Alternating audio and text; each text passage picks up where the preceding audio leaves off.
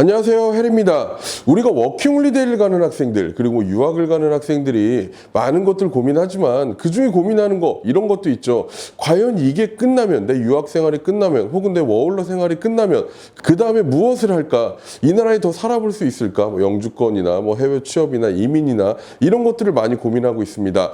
그 학생들이 가장 많이 선택하는 나라 어디죠? 바로 캐나다입니다. 우리가 캐나다를 선택하는 이유는 여러 가지 편의성들이 있어서 인데 캐나다가요, 이와 관련돼서 변경을 예고했습니다. 그래서 앞으로 캐나다에서 무언가를 내가 장기적으로 하고 싶다라고 생각하시는 분들은 이 영상 끝까지 꼭 시청해 주시기 바랍니다. 또한 저희 해리원정대 세미나 준비되어 있는 거 알고 계시죠? 이 영상에 담지 못한 많은 것들을 저희가 세미나 때 설명드리니까 더보기를 눌러서 아래 정보란을 확인하시거나 댓글을 통해서 세미나 정보를 체크해 주시기 바랍니다. 그럼 지금부터 시작하도록 하겠습니다.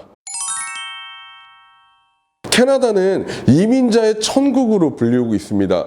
월등히 많은 이민자 수를 통해서 그렇게 불리우는 것도 있지만, 우리가 뭔가 이민을 간다, 해외에서 영주권을 받는다, 이렇다고 했을 때 타 영어권 국가에 비해서 조금 더 낮은 문턱인 거는 사실입니다. 그리고 또한 이민자들에게 굉장히 우호적인 여러 가지 정책들이 있죠. 그로 인해서 조금 더 처음에 정착하기에 쉬운 모습을 가지고 있는 것도 사실입니다. 여기에다가 2021년부터 인력 확보를 위해서 매년 50만 명씩, 즉 2024년까지 150만 명의 인력을 확보하겠다고 발표를 했었고, 실제로도 차근차근 그 인력들을 확보하고 있는 상태입니다. 그러던 것이 2025년부터는 39만 5천 명으로 약 20% 정도나 되는 인원을 감소시킨다고 합니다. 이 숫자만 놓고 보면 아직도 굉장히 많은 데라고 생각할 수 있겠지만, 이 감소폭 자체가 20%나 감소된다는 것은 이민자 수를 확실히 줄이겠다라는 의지로 보시는 게 좋을 것 같습니다. 그 후에는 2026년에는 38만 명, 2029년에는 36만 5천 명 등 매년 감소를 시키겠다는 이야기입니다. 물론 이는 아직은 확정된 건 아닙니다. 하지만 지금까지를 보면 이 숫자는 더 줄어들 수 있을 거라고 우리는 예상을 해야 될 수도 있습니다.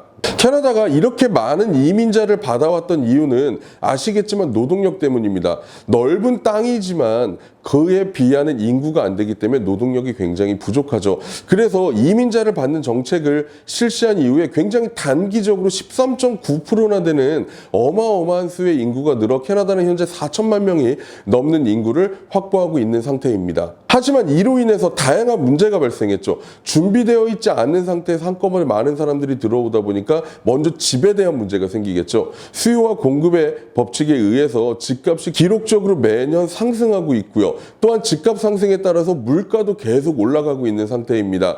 그렇다 보니까 현재 살고 있는 캐나다 자국민들, 그리고 혹은 먼저 이민 가 있는 사람들은 삶이 더욱더 힘들어지고 있는 것도 지금의 모습입니다. 매 선거철만 되면 이러한 문제가 계속 불거지고 있습니다.